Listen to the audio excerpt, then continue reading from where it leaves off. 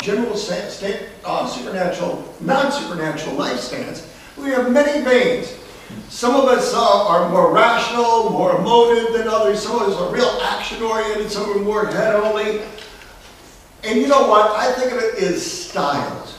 We have all different styles, and that's okay. In fact, it's one of our strengths is we have all these different styles. And there's neither right nor wrong way to do humanism. There's some bad ways, but they all complement each other. We're going to hear today from John Hooper, who is the president of the Unitarian Universalist Association, Humanist Association. Sometimes called, it used to be called the Fellowship of Religious Humanists, now called the H Humanists, a very unusual name. But if some of you took my class on humanism, you know that humanism actually started in the Unitarian Church by disaffected Midwest ministers, and he'll be talking about this, saying, you know what, we don't believe in this stuff anymore, but we want to keep religion, we want to keep the functional aspects of religion, the aspects of community, the good aspects, the aspects of community, the ethical life stance, and things like that, but yet keep it here. So there was a lot of conflict around that. And eventually it grew. It, as many of you know, has had problems within the Unitarian Church in past years, but John, as new president, is going to turn that around. And we're going to hear why some of that is possible. John is one of the good guys. What I mean by that, he's a chemist. Right, Ron? Right, Ron? And anyway, he was director of R&D at Kodak Science Imaging Division. He's worked for other private firms in that area as well. But since he retired a few years ago, he's worked very actively within the Unitarian Universalist Association on a 4-year study action issue called the Peace Statement of Conscience. In other words, how do we liberals, can we make a statement that we all feel pretty comfortable about peace initiatives? He also still serves, he's a big guy in the UUA. He's on the President's Service Council. So, but what his main task is right now, as new president of the H Humanists, is to try and reinstill humanism within these various other organizations. And he's a very bright guy, and I really encourage you to listen to John Hooper.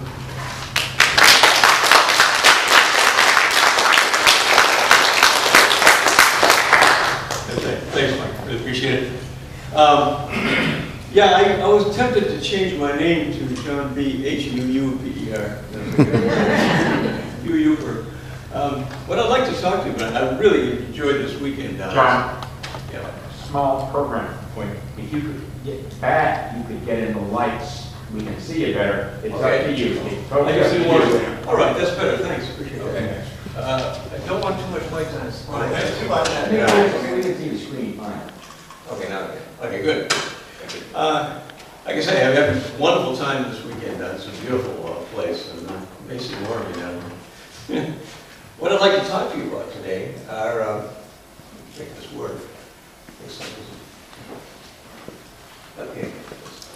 A better title for this would be Reality, What a Concept, Robin Williams' comment about life in general. But what I'd like to the outline for today's discussion is 4 parts. One on a little bit of the evolution of Unitarian Universalist humanism, and that's hopefully will be give you a little grounding on where we are.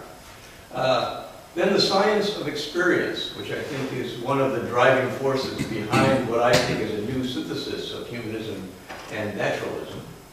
And then the case for humanistic humility that I think comes from our understanding of the processes taking place in the universe right now. And then a final kind of plea for humanists of the world to unite, that what we have in common far exceeds what the small differences we have, particularly the differences around language. So I'd like to talk a little bit about that. So let's start with the evolution of Unitarian Universalist humanism.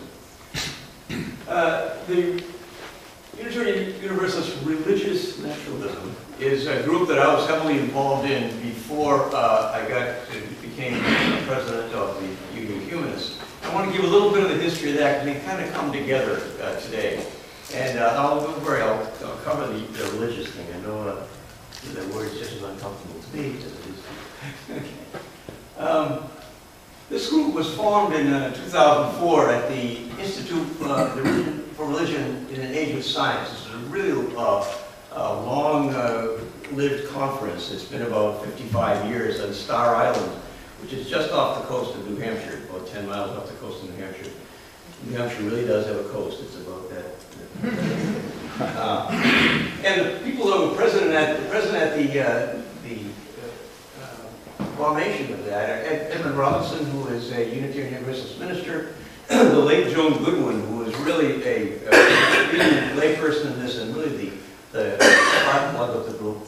Bill Murray, who many of you probably know, is a Unitarian Universalist scholar, and Ted Lawrenson, who is the current president of the UURN, Jerry Stone, myself, and Ursula Goodenough, who I'm sure some of you have heard of. She was not, although not a UU, is an advisor for the group, has been. The goals of the group were to provide a UU alternative to the more theistically leaning Irish religious naturalists. There was a group of religious naturalists in Irish, but it was a strong component that were very theistically leaning. And also the second goal was to become affiliated with the Unitarian Universalist Association. There used to be a process in the Unitarian Universalist Association where you could become kind of a partner organization within the UUA, and therefore have better chances of giving presentations at the annual General Assembly at rates and the advertising, be more or less yet under the UU umbrella.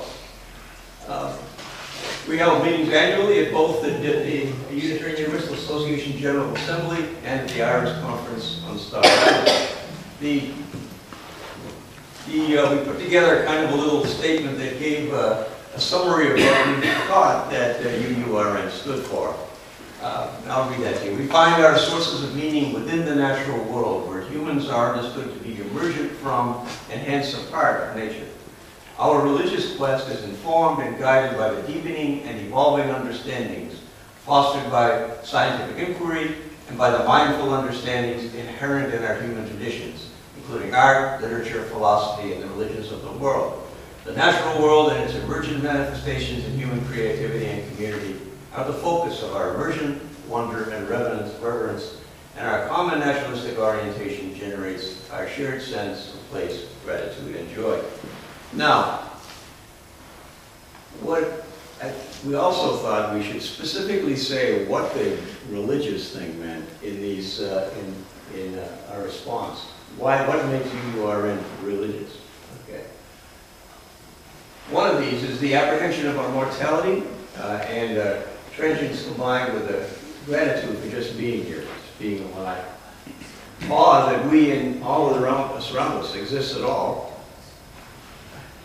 And understanding that we are embedded in an incomprehensibly immense whole that came here before us, will be here long after we're gone, and really doesn't depend on us anyway, but which we can really have a role to play, even though we're just a part of it. And then kind of the naturalists really have a deep understanding of that we share our existence and our fate with all the other creatures on Earth, and with whom we're really deeply related. And I remember reading an essay once that compared evolution to one large organism through time, and all we really are is the latest bloom on that organism, the tree through time. An appreciation of the existence that there are other people like us in the world, other self-aware beings, and there may be self-aware beings that are not all people, near to you, with whom we can share our understandings, identity, and empathy. So to the Unitarian Universalist religious naturalists, this was what religious meant. It had nothing to do, you see nothing there, with referring to theism or anything supernatural. So I just wanted to kind of give you a little bit of history of that particular part. I think the words are one thing, descriptions are one thing. But I think poetry sometimes says it a lot better than a regular presentation does. And the poem by Mary Oliver, Wild Geese, is one I think that really covers it well. Here we go. You do not have to be good. You do not have to walk on your knees for 100 miles to the desert repenting. You only have to let the soft animal of your body love what it loves. Tell me about despair, yours, and I will tell you mine. Meanwhile, the world goes on. Meanwhile, the sun and the clear pebbles of the rain are moving across the landscapes, over the prairies and the deep trees, the mountains and the rivers. Meanwhile, the wild geese, high in the clean blue air, are heading home again. Whoever you are, no matter how lonely, the world offers itself to your imagination. Calls to you like the wild geese, harsh and exciting, over and over, announcing your place in the family of things. Or as one of my favorite Greek philosophers, Zorba the Greek, once said, I think I'm just saying to say, the highest point a person can attain is not knowledge, or virtue, or goodness, or victory, but something even greater, more heroic and more despairing, sacred awe. Sacred has nothing to do with supernatural. So, as Nikos, as Zacharias talked about, so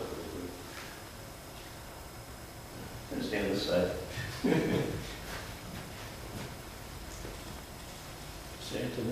There we go. Okay. So let's look a little bit at Unitarian Universalist humanism, and then I'll talk a little bit about how these things come together. Here's some historical background and the origin of the term religious humanism. Around the time of World War I, two Unitarian ministers began to preach and teach about a religion without God. Curtis Reese, one of them, called it religion of democracy. The other, John Dietrich, called it humanism. During the 1920s, divinity students at the University of Chicago and its Unitarian affiliate, Meadville Theological School, embraced the new religious humanism. In 1933, these students organized the new Humanist Fellowship in the Midwest. And they asked the Unitarian layman and philosopher Roy Wood Sellers to draft a statement summarizing the beliefs of religious humanism, which became, of course, the Humanist Manifesto. The historical background of the three Humanist Manifestos is important in terms of Unitarian Universalist humanism. The original manifesto defined American religious humanism, and of the 34 signers of Humanist Manifesto 1, 17 were Unitarian ministers. Here they are. Quick name 10. No. I put them all on one slide just to show how many there were. And you can see that the four people who were very instrumental in getting it started were also signers of the manifesto. They considered the manifesto to be an outline of their own practices. Religious humanism, as defined again in the manifesto, combined the worldview of scientific naturalism with the compassionate ethics of a world community of free and equal human beings. The first Humanist Manifesto was quite really silent on the supernatural and miracles, individual life after death, that sort of thing.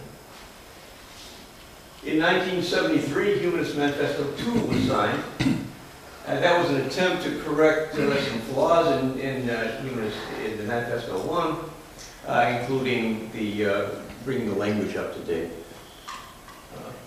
Scientific method was reaffirmed, and there was a real deep urging to fuse science and fuse reason and compassion. And leaders of the American Humanist Association generated Humanist Manifesto 3 in 2003. It reaffirmed, extended, and clarified humanist principles, but made no mention of religious expression. And Mike Werner was very involved in the preparation of number 3. So let's talk about the Unitarian Universalist Humanist Association itself. I'll lead through this historical stuff pretty soon. The HU Humanist. In 2001, at the General Assembly of the Association, the Unitarian Universalist Association, the Friends of religious humanism, which were originally the Fellowship of Religious Humanism, became the Humanist Association with 2 U's. The goal was to become a grassroots UU humanist and never open both to UU clergy and lay people and to fellow travelers. One of the things that I've noticed in both of my career and also in the activities I've had with Unitarian Universalism is that there are many scientists and scholars and people that are really leaders in all their fields who say, when I ask them what their affiliation is, they say, well, I'm not anything, but if I was anything, I'd be one of you. And I think that's why I use the word fellow travelers, because I think there are a lot of people that kind of hang out in the same kind of area of value and non-theistic viewpoint. David Schaefer, who many of you may know, was the president from 2003 to 2010, and here we go. And he remained the primary humanist voice. The association itself remained the primary humanist voice within Unitarian Universalism. In 2006, the affiliation status for all of these kind of organizations was discontinued by the Unitarian Universalist Board. So dozens of organizations that had affiliation were no longer affiliated. But unlike many of them, the Humanist Association itself was no longer formally connected to UUFA, but it has an independent nonprofit status.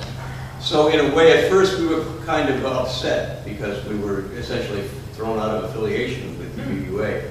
But over time, we've become really kind of grateful for it because we have a certain amount of independence. And as I get into the talk now, we'll see how important that is to humanists in general, including secular humanists. I was elected president in 2010. And by the way, the first thing I do whenever I get into anything is nothing. I've found that if you jump in and make all kinds of changes, you end up spending the next 2 years fixing all the things you did wrong.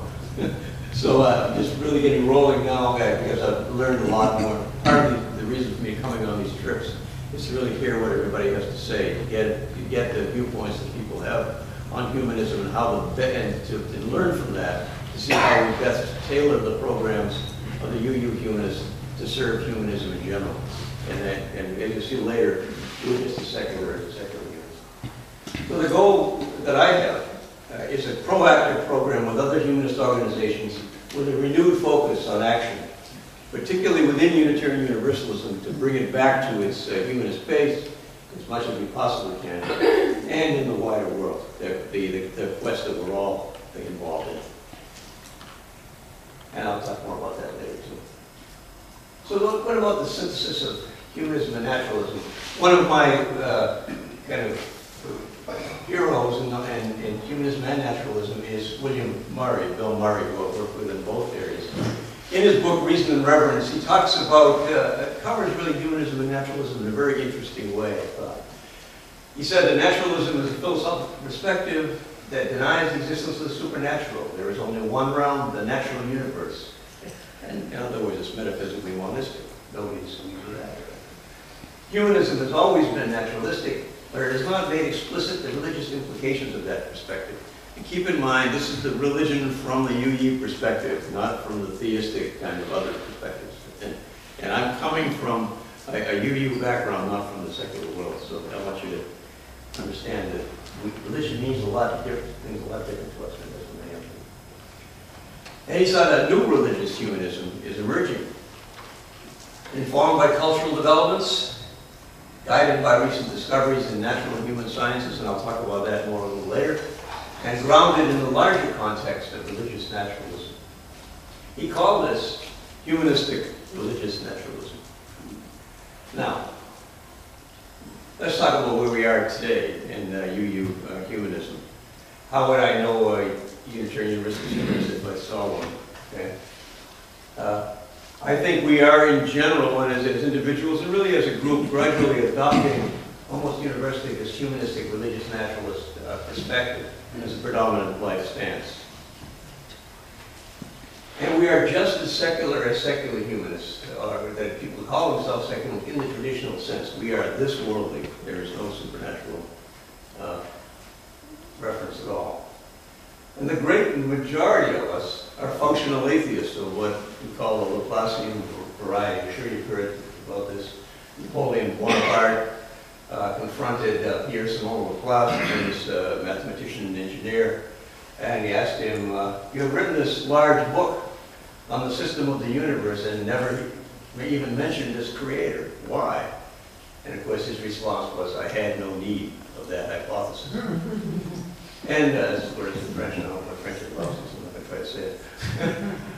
And that's pretty much where we're coming from, is that we start from the positive, rather than jumping into the theist frame and saying we're not what you are. We start from where we are. That's kind of the rationale behind all that. And this is really important, I think, to all humanists, particularly secular humanists. We speak with a secular voice in interfaith settings. We have a place at a lot of tables, interfaith tables, because we're part of Unitarian Universalism, but we speak with the same voice that secular humanists speak with. I think it's, in a way, I wouldn't use this anywhere else but here. We're kind of the fifth column of secular humanism within the religious community, to look at it one way. And we generally prefer a weekly meeting, congregational, intergenerational, social activist community style. Some people have said that we're atheists who don't want to give up going to church.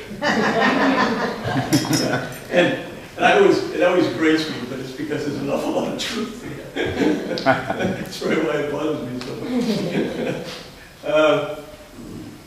But this is important, though. We have a decided appeal to the emotions to supplement but not substitute it all for reason.